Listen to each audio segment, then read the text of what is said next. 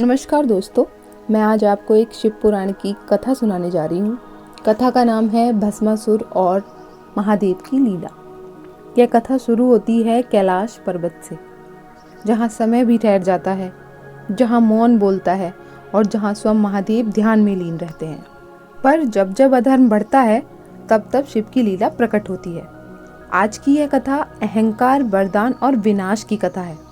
बहुत समय पहले धरती पर एक असुर जन्मा जिसका नाम था भस्मासुर। वह बहुत बलशाली था, पर उसका अहंकार उससे ज्यादा बलशाली था। उसे केवल शक्ति चाहिए थी, इतनी शक्ति कि उसे कोई रोक ना सके। और जब किसी को असीम शक्ति चाहिए होती है तो वो सिर्फ एक ही द्वार जाता है, महादेव के द्वार।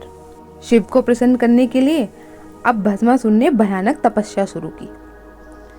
अन्न छोड़ा, जल छोड़ा, बरसों तक पैर पर खड़ा रहा, धूप में तपता रहा, शीत में कांपता रहा, कभी कभी अपने शरीर का मांस तक अग्नि में अर्पित कर दिया। उसकी तपस्या से तीनों लोग कांप उठे, देवता भयभीत हो गए।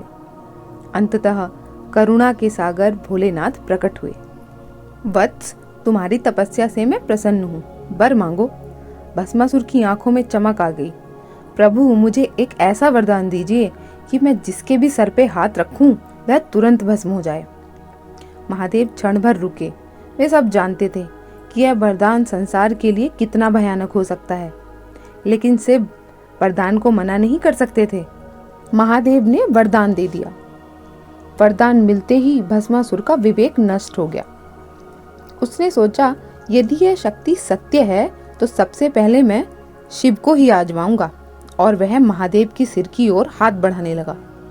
देवता घबरा गए, लेकिन महादेव मुस्कुराए और दौड़ पड़े। तीनों लोकों में भगवान शिव भाग रहे थे और भस्मासुर पीछा कर रहा था। कैलाश, पृथ्वी, आकाश, कहीं भी शरण नहीं। तब महादेव ने भगवान विष्णु का स्मरण किया और तभी भगवान विष्णु प्रकट हुए, मोहिनी के रूप में। अद्भुत सौंदर्य, मोहक नेत्र, दैवी मुस्कान। भस्मासुर उन्हें देखते ही मोहित हो गया। मोहिनी बोली, वीर असुर, इतना क्रोध क्यों? यदि तुम सच में शक्तिशाली हो तो मेरे साथ नृत्य करो। भस्मासुर मान गया। अब मोहिनी जैसा करती, भस्मासुर वैसा ही करता। मोहिनी ने हाथ उठाए, भस्मासुर ने भी हाथ उठाए। जिस जिस तरह मोहिनी कर रही थी वैसे ही भस्मासुर भी कर रहा था। जैसे मोहिनी ने अपने सिर पर हाथ रखा, अहंकार में डूबा भस्मासुर विचार करना भूल गया।